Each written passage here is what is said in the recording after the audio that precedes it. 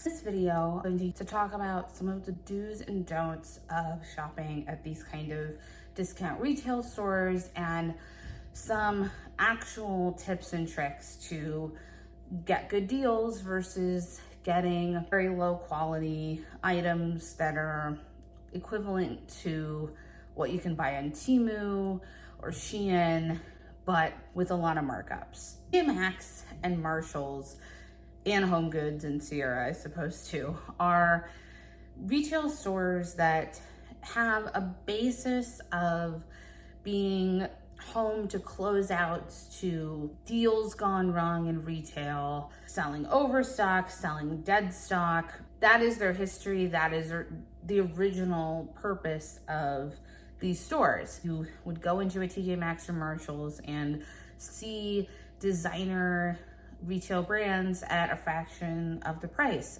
However, in recent years, there's been a insurgence, if you will, of different made for TJ Maxx brands that have made their way into the stores. I worked at TJ Maxx when I was in high school, and that was about 14 years ago. And I would say, yeah, when I worked there, maybe 20 to 30% of the stock was kind of made for TJ Maxx brands. Now, easily 90 to probably 95% of the items there. And that might even be a little bit of an underestimation. Of those items are made for TJ Maxx items.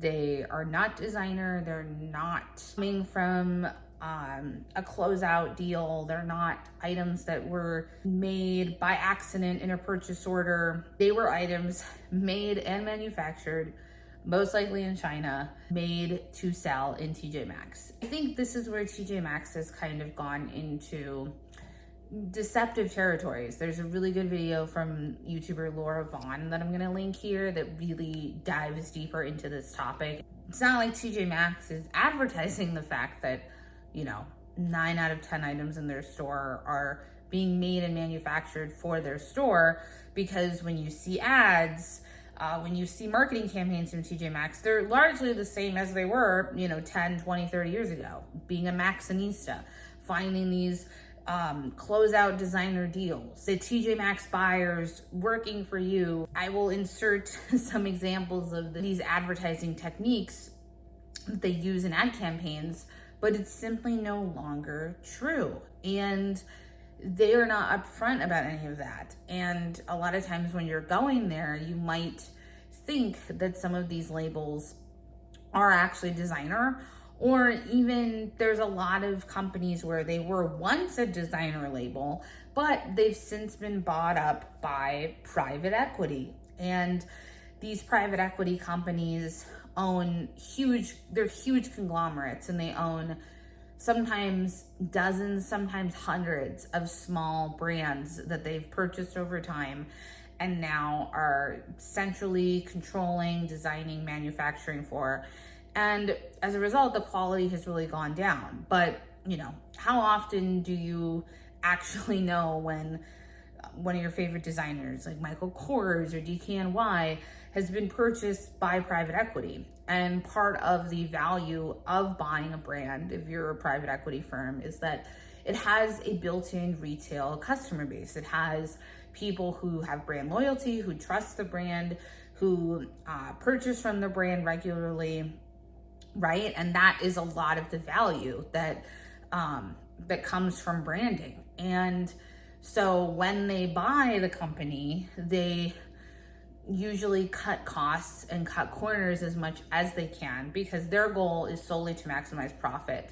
And they will, a lot of times, change manufacturing practices. They will, move companies overseas. They will introduce low quality fabrics when at one point these brands were using natural fibers like cotton, wool, or linen.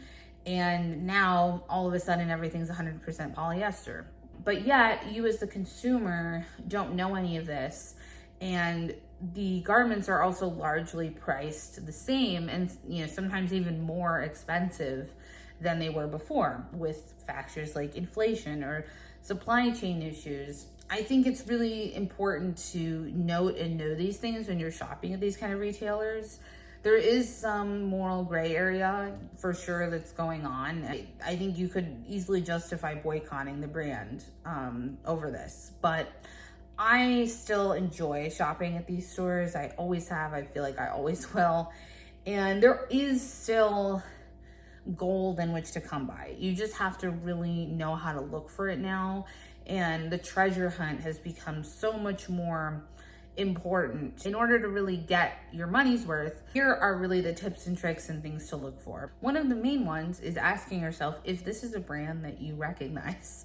And if it's not, then it's probably a TJ Maxx brand. If you're not sure, another great thing to do is to just Google the brand. Just look them up or put it into ChatGPT and see what comes up. If it's a really basic retail site where you can't buy anything, or if it's a site that is made for getting purchase orders, those are indications that it's a made for TJ Maxx brand. Also, you can't underestimate the importance of using touch, using your tactile sensation and looking at the manufacturing quality.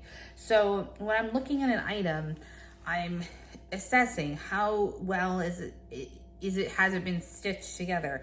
How good of quality is the zipper, right? Also going and looking, finding the care tag inside of these items and actually seeing what it's made out of. The more you do this, the more you will really learn what different fibers feel like. And things that are more synthetic, especially when they're made of polyester, but viscose or nylon or other popular synthetic fabrics that you'll see in these made for TJ Maxx brands. So I want to show you an example. I'm not finding it in the this Abercrombie dress, but I'll show you a couple things from that. So here is one from a Talbot sweater. So here it says 58% cotton, 42% polyester. So this is a poly cotton blend. Not the best, not the worst is kind of what I would say about this item. It is from Talbot's.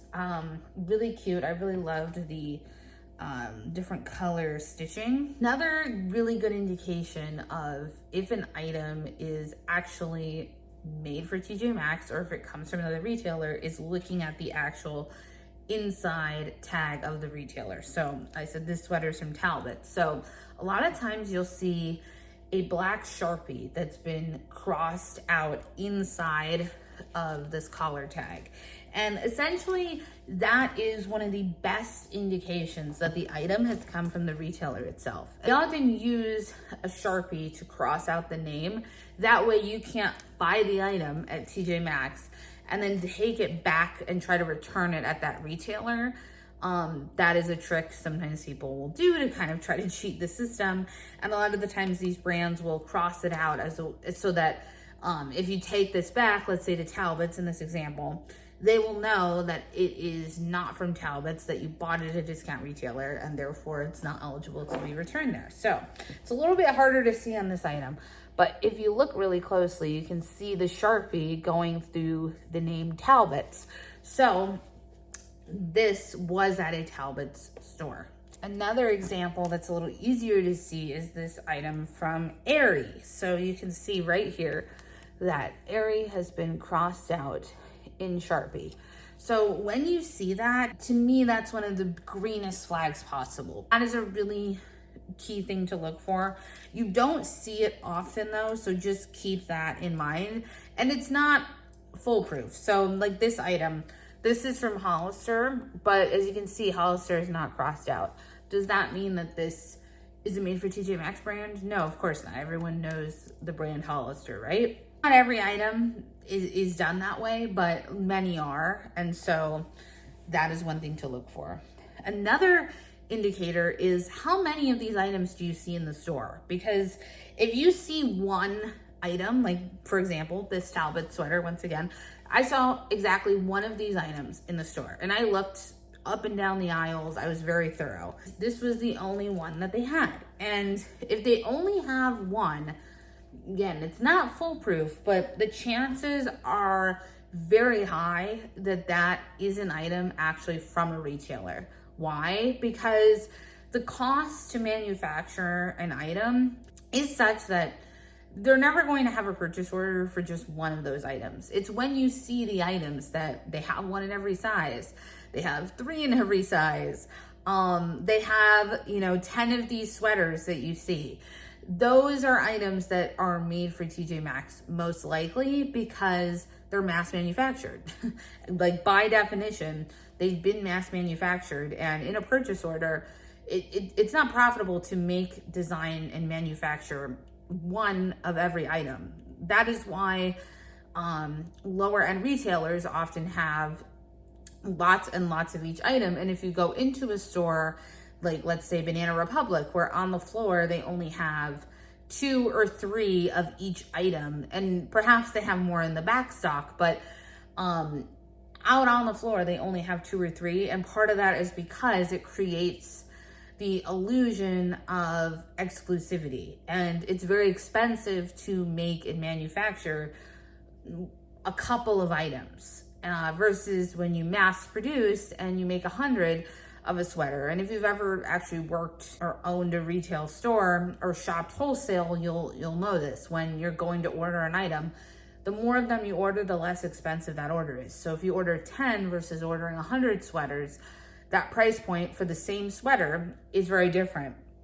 And so when you only see one of each item, that is a really good indication at TJ Maxx or Marshalls that you've come across something from an actual retail store. And when you see, I would say, more than 5 of any given item, it's almost a guarantee that it's a made for TJ Maxx item or brand.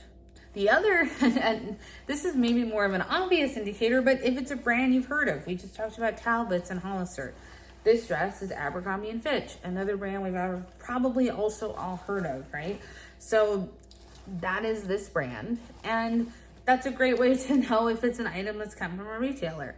I almost always keep my eyes out for items from retailers. I try to almost never buy from a made for TJ Maxx brand. I'm not going to say that I never have, because I absolutely have. I've done it both intentionally and unintentionally. It's not like a cardinal sin. Like, I don't think there's anything wrong with that if that's what you are choosing to do. I just think that it's wrong when the company is trying to trick you into doing that while you're thinking that you're getting a deal. That is really the purpose of this entire video, even, is so that you have the choice and the knowledge as a consumer. That's not to say that manufacturing is great at Abercrombie and Fitch. Also have had private equity enter into the game.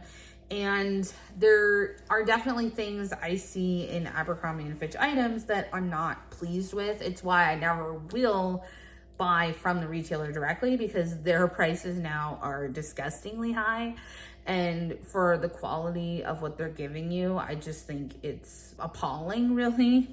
And so I actually look for Abercrombie items at TJ Maxx because I do still really like a lot of their styles. I think they're fun. I genuinely like a lot of their items, but again, I don't want to pay the $100 I'm sure that they have charged at Abercrombie and Fitch for this athletic dress. I'm okay paying $20 for it, which is how much I paid for it, but not $100. If it does have another tag on it or a place where it was, that is a good sign. So like on this Abercrombie and Fitch dress, it has this random tag, which I guarantee is from when it was tagged for Abercrombie and Fitch, because the TJ Maxx tag is in a completely different spot.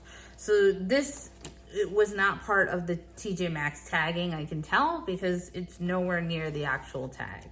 So that is another way that you can spot a deal. For these Vineyard Vines pieces that I found, these were 2 items that were the only one of each have the Vineyard Vines tag. One of them actually has the tag from the retailer. These are examples of just what you can find if you're willing to put in the work.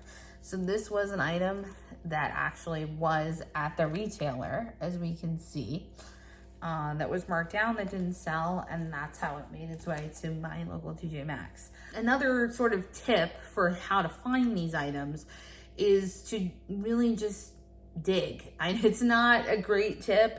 If anything, it's not a tip at all, but really how you find these items and even how you learn how to find these items. Because once you start to train your eye, you will find them more easily. I often will spot an item from across the aisle and I will know that that is a item from retail and not a TJ Maxx brand just by looking. And some of that's just because I've trained myself enough to where my eye, my hand, meaning my tactile sense, really can know if something is retail quality or if it came from essentially Shein. It's really important, and this is where I think not online shopping really benefits you.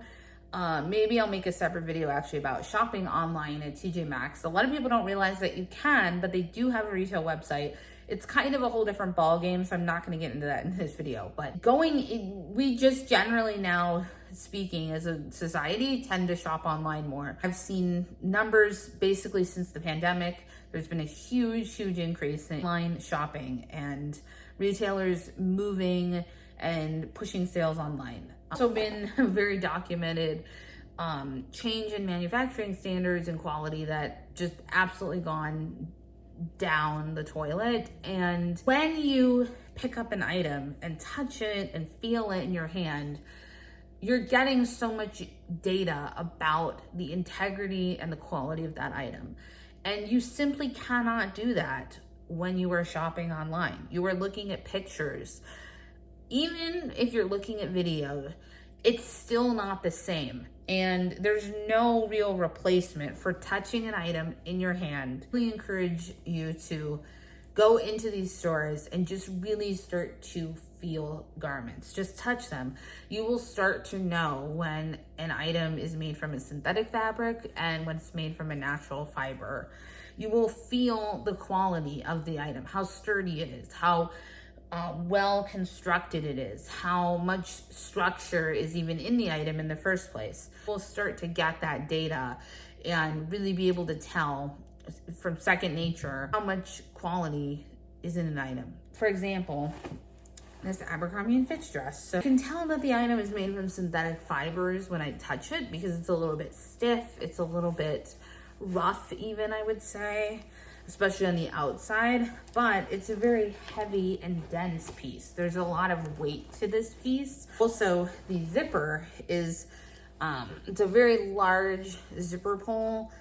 It's smooth. When I pull it down, it doesn't stick at any points. There's also another structural item. There's a little like hook and eye that you can also fasten up here to keep the zipper in place, which is really nice.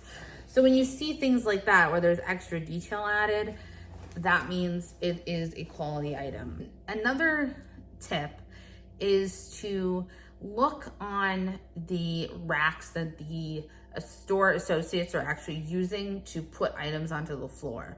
Those are items usually that are new or have just been stocked. And a lot of times, you know, the items that are from Kate Spade get bought up a lot faster than the made for TJ Maxx brands. No surprise, right? So a great way to actually get your hand on those items is to look at those racks, look at those end caps and go through them. Usually the workers are more than happy to let you do that. And so a great example, and I don't even know if I got footage of that, but is this Free People dress. And I saw it on one of those racks that the associates were using to stock. And something told me that that was an item that was from retail. And I picked it up and I honestly couldn't find any tags or anything. And I was like, oh, maybe I should let it go. And then I came back and it was still there. And I looked inside and the Free People tag was kind of folded in this weird way. And so I couldn't see it, but there you go, Free People.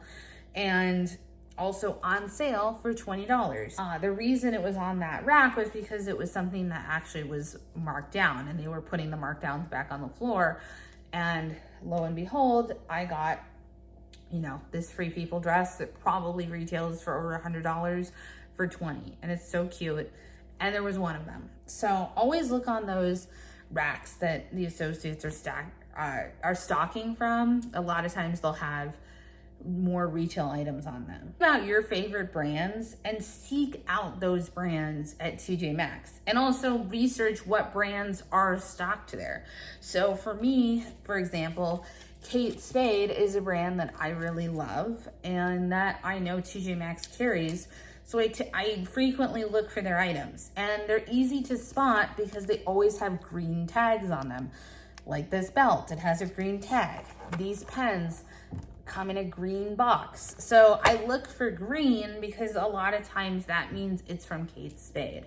So that is another way to be able to spot these items, is to actually go in knowing what you're looking for. Another tip is to look for items that are both hidden away and front and center, which sounds confusing and contradictory, but let me explain.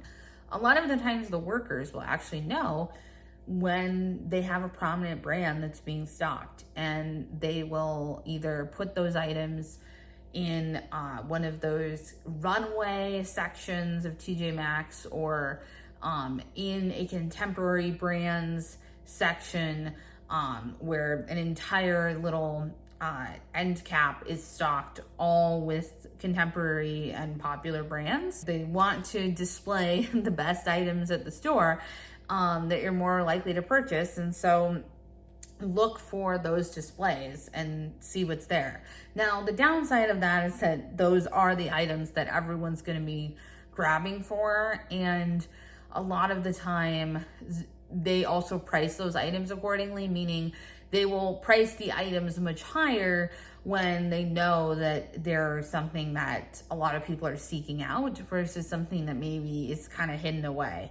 And that brings me to really looking in the hidden sections, or something's fallen on the floor, or if it's a section that not a lot of people have been touching while you've been at the store, or it's kind of tucked away in a corner. A lot of times those sections will just have things hidden in them that other people haven't discovered because they're busy looking at the popular end caps. They're busy looking at the display items. When you look places that no one else has looked, you can find things that no one else finds. And with that too is looking at sections that store associates you've seen have been stocking. So maybe, like, for example, when I was at TJ Maxx, there was a store associate who was stocking the mugs. And so I went over there to look to see if they put out anything interesting. And lo and behold, they had just stocked these Le Creuset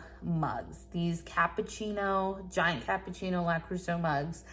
And I was freaking out finding these, and they just stocked them. So I got kind of the first pick over what they stocked. And so I was the lucky winner of these two Le Creuset mugs. This particular store, the mugs were tucked away kind of in the corner.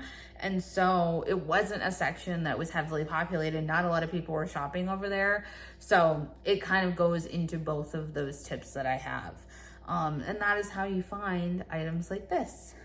My final tip is to really invest in quality. When you see things that are made from natural fibers, that have structural and manufacturing integrity to them, buy those. More natural fibers that are in a garment, the likelier it is from retail. You just will not see items that are 100% linen or 100% cotton, or even 40% wool that are from mass manufacturers that are made for TJ Maxx brands. You just will not see that. Your judgment is often the best tool that you have. And once you know how these retailers are trying to trick you, it's a lot easier to overcome that gap in knowledge, because they're not trusting that you're doing your homework and thinking about structural integrity and manufacturing processes. They're not thinking that you're even aware of these things. And so the more you are, the more you are able to actually get the deals that are there to be gotten. That is going to conclude this video. Thank you so much for watching. I hope you enjoyed. And one more thing, actually, I wanted to show you. Thank you for watching. Please make sure to subscribe down below, and I will see you next time. Bye.